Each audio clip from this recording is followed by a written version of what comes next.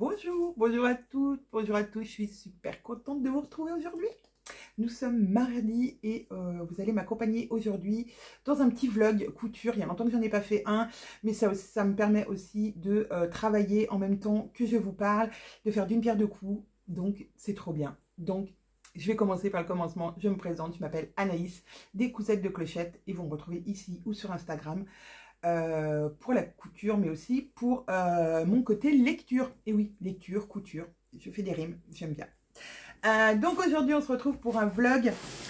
Pourquoi? Parce que comme je vous ai dit, j'ai pas pu faire de vidéo vendredi dernier sur les cousettes, puisque je n'avais pas eu le temps la semaine dernière de faire les cousettes, c'était l'envoi des box. Il y a eu pas mal de petits couacs, parce que, pardon, le blocage national des agriculteurs a fait que des livraisons ne sont pas arrivées. Donc j'ai pas pu tout envoyer, enfin on n'a pas pu, je suis pas toute seule, on n'a pas pu envoyer tout en une seule fois, donc c'est parti en deux fois. Voilà, je m'en excuse. Mais voilà, j'espère que celles qui ont commandé la dernière box, eh ben, elle arrivera très vite. Et très vite arrive la prochaine box, et oui, puisque le 5 février sera la date des prélèvements des abonnés, donc le 5. Si vous voulez vous désabonner, s'il vous plaît, faites-le avant cette date-là. Après, c'est très compliqué pour nous, logistiquement, de vous rembourser, quand on extrait le fichier, des fois vous vous êtes désabonné le jour même, mais vous êtes quand même dans le fichier, donc on vous envoie quand même les demandes de couleurs, etc. Donc voilà, si vous voulez vous désabonner, vous pouvez le faire. D'ici, alors je ne sais pas quand je publierai cette vidéo, mais vous aurez eu ou vous allez avoir les abonnés un petit mail pour vous présenter la prochaine box et pour vous faire une idée si vous aimez ou vous aimez pas. Voilà, et pour toutes celles qui ne sont pas abonnées et qui veulent commander la prochaine box, ça sera le 9 février. Voilà, on va dire du 9 au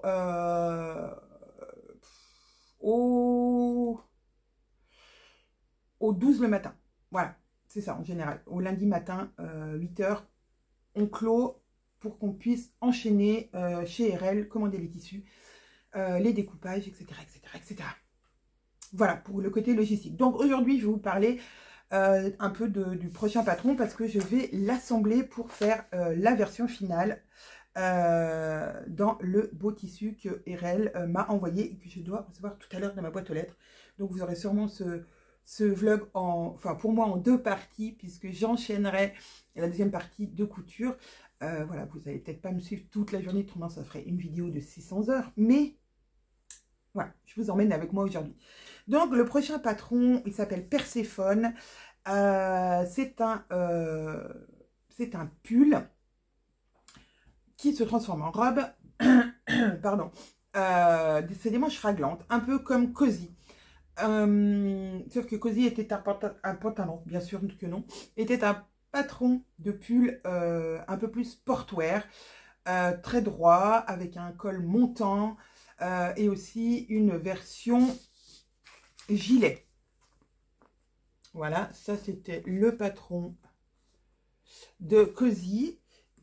Et on avait beaucoup aimé les manches raglantes, beaucoup nous avaient dit que c'était super bien les manches raglantes, donc on a refait un autre patron avec des manches raglantes. Donc on a essayé de regarder tout ce qui pourrait nous plaire, et on est parti sur un t-shirt manches raglantes, plus près du corps, plus cintré, avec des poignées de manches un peu plus serrées, pas un peu plus serrées, pour faire une manche bouffante sur le poignet, une bande très large au niveau des hanches. Voilà, il va tomber à peu près au niveau des hanches, pour faire un petit peu un plaqué et faire un petit effet blousant. Voilà, et donc il se transformera en robe. Alors en robe un peu ajustée en bas, pas moulant, mais plutôt droit, avec une bande en bas qui sera, alors elle pas resserrée, mais si vous voulez la faire resserrer pour faire un effet boule, pourquoi pas. Tout est possible une fois que vous avez le patron, avec un col rond plutôt dégagé, voilà, pas près du cou, plutôt dégagé. Voilà, donc pas grand chose à voir avec le patron de Cozy. Et avec ceci, dans la box, vous aurez en patron gratuit, comme voilà, on aime le faire, vous aurez le pantalon Yeta qui vous sera offert pour faire un ensemble pull-pantalon. Mais aussi, on a patronné une petite jupette qui a, pareil, une taille assez large pour plaquer un peu les petits bourrelets qu'on a, hein, ou ceux qu'on n'a pas d'ailleurs. Et une jupe un peu évasée qui fait, alors pas demi-serre, pas quart de serre, mais voilà, une jupe évasée voilà, pour aller avec. Donc vous aurez 3 patrons, même 4 du coup. Vous pourrez faire un pull, une robe, une jupe et le pantalon Yeta. Je trouve qu'on est pas mal. Donc voilà, dans la box, vous aurez le métrage nécessaire pour faire la version pull. Et bien sûr, comme d'habitude, vous pourrez commander des coupons supplémentaires si vous voulez pour faire la version robe ou la jupe et le pantalon, la jupe et le pull, etc. Voilà, c'est un pull qui va se faire dans une matière assez souple, pas raide, parce qu'autrement vous allez manquer d'aisance. Donc si vous voulez, vous faites dans un tissu plus épais ou moins souple, il va falloir une taille en dessus. Voilà, mais de toute façon, comme on le dit toujours, le light motif, j'allais dire non.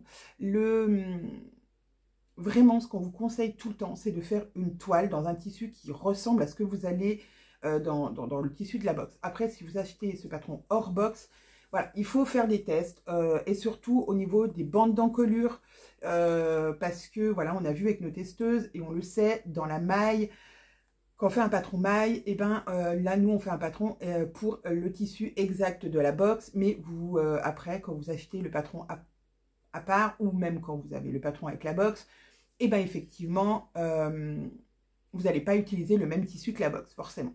Donc il va des fois falloir faire des ajustements de la bande de colle, surtout la bande de colle qui sera peut-être trop grande ou trop petite. Voilà. Mais c'est, j'ai envie de dire, c'est les patrons mailles qui sont comme ça. Il m'est déjà arrivé aussi de faire un pull pour le pull de ma fille où effectivement le tissu était trop raide et la bande, du coup, j'arrivais pas à tirer dessus pour la mettre en place. Forcément, mon tissu n'était pas assez extensible. Et surtout, quand on plie sa bande en deux, elle devient moins élastique que si on tire le tissu tout seul. Donc voilà, après, il faut faire il faut toujours faire une toile. Donc aujourd'hui, je vais donc assembler mon A4 de Perséphone pour faire ma dernière, mon dernier modèle, celui qui sera dans un des tissus de la box. Et ben c'est parti mon kiki, on va assembler. Alors là dans ma version, oui parce que dans la box et dans les patrons en général, vous avez les versions numériques où vous retrouvez pour les patrons récents le A4, le A0 et le projetable. Voilà. Maintenant j'essaye de vous faire plusieurs fichiers pour que par exemple si vous voulez que le pull, vous pouvez avoir le fichier que pull. Si vous voulez la robe, vous avez le fichier robe. Parce que je me dis que voilà, peut-être qu'il y en a qui feront jamais la robe. Et pourquoi se faire l'impression de 30 pages alors que peut-être que 20 ça suffit pour caser le pull. Voilà, et vous aurez le patron, comment dire, la version. Vous avez les versions papier. Voilà, que vous recevez chez vous, le patron papier avec le petit cahier technique, etc. Chez vous, voilà. Donc voilà, pour les versions, on va dire, numériques, voilà, ça dépend. Il y a des fois, vous aurez tout sur une même planche. Mais là, vous aurez la version pull robe sur une planche, normalement. Et vous aurez sur une autre planche que la jupe. Voilà. Comme ça, vous avez tout. Alors moi aujourd'hui je vais essayer de faire la version robe. J'aimerais faire aussi la version pull, mais je ne pense pas avoir assez de tissu pour faire les deux versions. Mais sait-on jamais, un miracle peut arriver. Alors ouais, je sais que vous aimez voir ce que je fais, mais je sais pas si ça va être possible là de vous faire voir la... Alors si je descends... ouais, non, vous voyez pas, vous ne voyez plus, mais vous voyez pas ma table pour autant. Comment je vais vous mettre? Une question. Il faut que je... Ouais, je sais pas. Si je vous mets à l'envers, ça va être un peu bête. Non, je vais vous garder comme ça. Tant pis, vous verrez ma tête et vous verrez pas ce que je fais. En même temps, j'assemble un PDF. Ce n'est pas quand même pas très, on va dire, il n'y a rien d'extraordinaire à voir. Ah bah, l'impression des PDF. Voilà, moi, quand j'imprime les PDF, je les imprime... alors, je ne mets pas automatique et je ne mets pas centré maintenant. Je mets en portrait et ça me sort des feuilles comme ça où là, vous voyez le losange, enfin ou le carré comme vous voulez, et pas complet. Et là, de ce côté, il y a une ligne. Donc, cela fait que quand je viens assembler, je met comme ça. Alors bon bah là en l'air c'est pas, mais voilà, pour que le carré du milieu se reconstitue. Alors il en manque une partie, mais c'est normal. Et ça ne fait pas de décalage, c'est parfait et ça vous évite de découper. Ça c'était une petite astuce que nous avait donnée See You Later. Et j'avoue que depuis, je ne fais que ça. Ça m'évite une découpe. Et franchement, on gagne du temps. Et quand, quand on a le temps et qu'on veut faire ça bien, vous pouvez l'imprimer. Alors, toujours en 100%. Vous pouvez l'imprimer en mode normal. Et si vous voulez découper le tour, il faut que vous mettiez centrage automatique. Là, ça va vous mettre le cadre tout autour. Et vous pourrez découper en haut et à droite, par exemple, ou en bas et à gauche, hein, comme vous le sentez, pour assembler votre PDF. Voilà. Voilà, c'était la petite info du jour, mais je ne sais pas si je ne vous l'avais pas déjà dit. Peut-être. Donc, ouais, j'ai toujours ma porte vintage. Ça ne change pas. Hop. Alors là, je crois que j'ai 30 pages, je vous ai dit. Je crois que c'est ça. J'ai 30 pages. Donc, il y a pas énormément de pièces non plus. J'ai là la bande d'ourlet de la version robe. J'ai la bande d'encolure. Du pull ou de la robe, hein, c'est pareil. Voilà, petit scotch, petit scotch. J'ai déjà au bout de 10 pages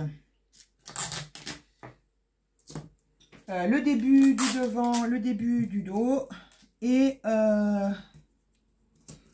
j'ai oublié le scotch de partout. Si je ne scotche pas bien, ça va pas le faire. Ah bah voilà, j'ai mis de scotch là-haut. Je me fatigue. Qu'est-ce que je voulais vous dire d'autre? Ah oui, qu'est-ce que je porte? Je fais jamais ça. Qu'est-ce que je porte? Je porte la chemise boréale dans le tissu. Alors, celui qui était appelé bleu clair, il n'est pas bleu clair, il est bleu jean. Mais il est plus clair que l'autre. Voilà, c'est pour ça que le fabricant l'avait appelé bleu clair. Ce qui nous a amené à nous dire que nous n'allons plus faire confiance au nom du fabricant, puisque je pense qu'il est daltonien. Enfin, celui-ci était daltonien. Puisque, voilà, il y a eu des trucs comme ça. Donc, on s'est dit que nous-mêmes, nous donnerions le nom des tissus comme on les voit et comme, je pense, le commun des mortels le voit et pas eux. Ça évitera les petits soucis que vous, voilà, que quand vous receviez votre box, vous disiez, mais c'est pas la bonne couleur. Alors, si c'est la bonne couleur, c'est juste que le nom, il nous a fait un nom bizarre. Bref. Donc voilà, c'est la chemise boréale. Je l'adore. Je l'adore cette chemise. Je vais m'en refaire pour l'été dans des tissus un peu plus estivales.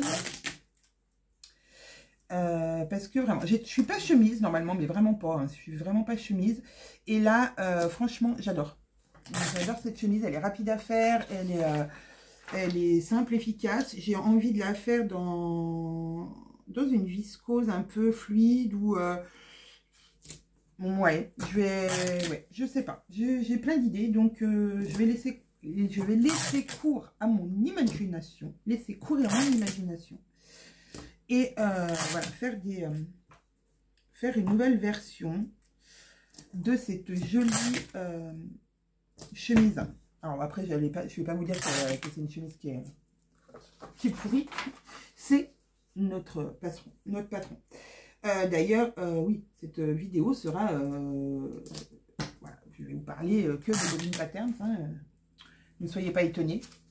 Si cela vous dérange, vous pouvez quitter la vidéo, il n'y a pas de souci.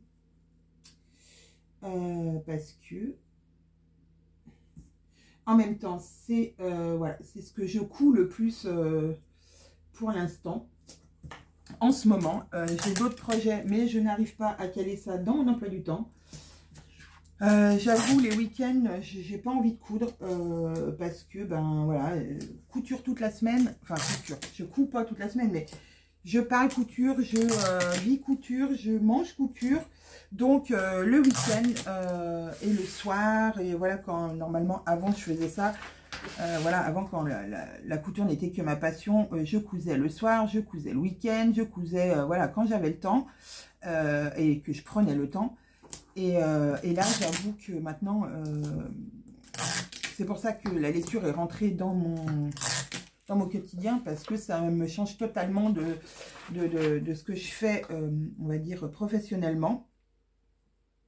Voilà, c'est comme si, voilà, vous aviez, voilà, le week-end, le soir, vous continuiez à faire ce que vous faites toute la journée.